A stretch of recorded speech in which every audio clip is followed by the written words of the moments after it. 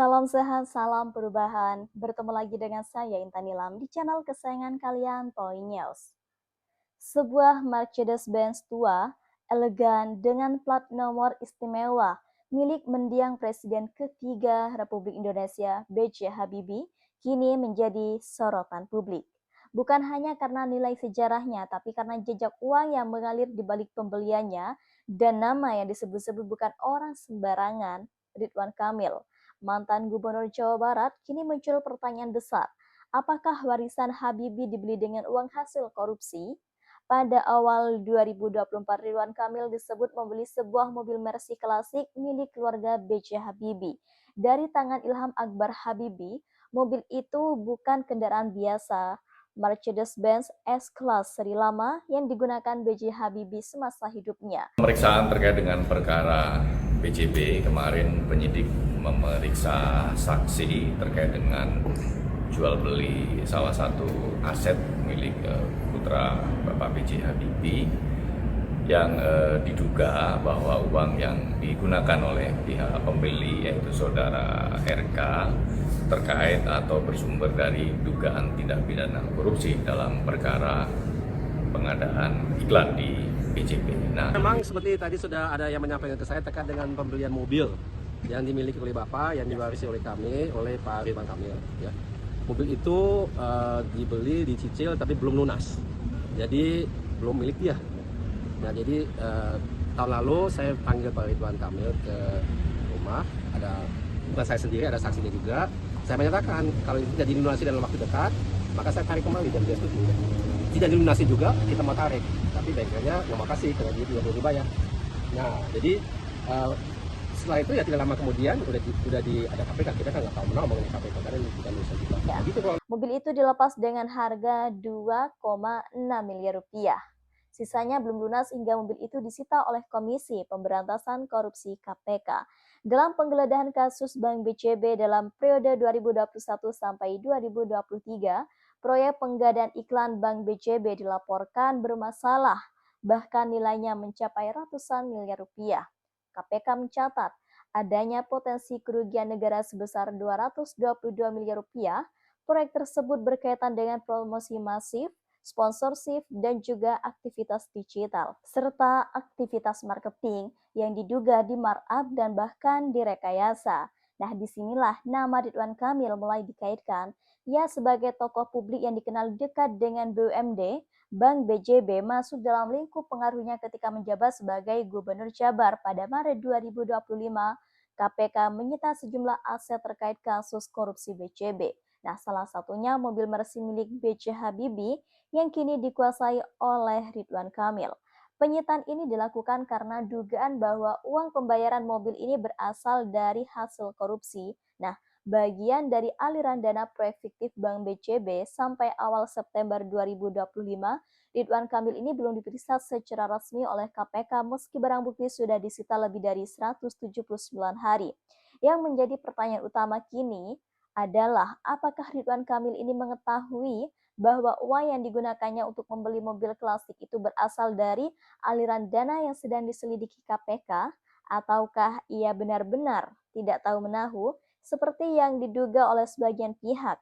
Transaksi pembelian mobil Mercy terjadi di tengah masa aktif proyek iklan BCB yang kini sedang diperiksa oleh KPK. Dan berdasarkan data, pembayaran dilakukan pada pertengahan 2024 hanya beberapa bulan sebelum kasus ini mencuat ke publik. Salah satu auditor internal BCB yang diperiksa KPK menyebutkan dalam BAP bahwa ada perintah informal dari pihak di luar manajemen untuk meloloskan dana promosi khusus yang nilainya ini setara dengan cicilan mobil Mercy tersebut. Nah, kegaduhan publik yang dipicu oleh pembelian mobil mewah Ridwan Kamil ini bukan hanya tidak mereda, justru semakin melebar ke ranah yang lebih serius.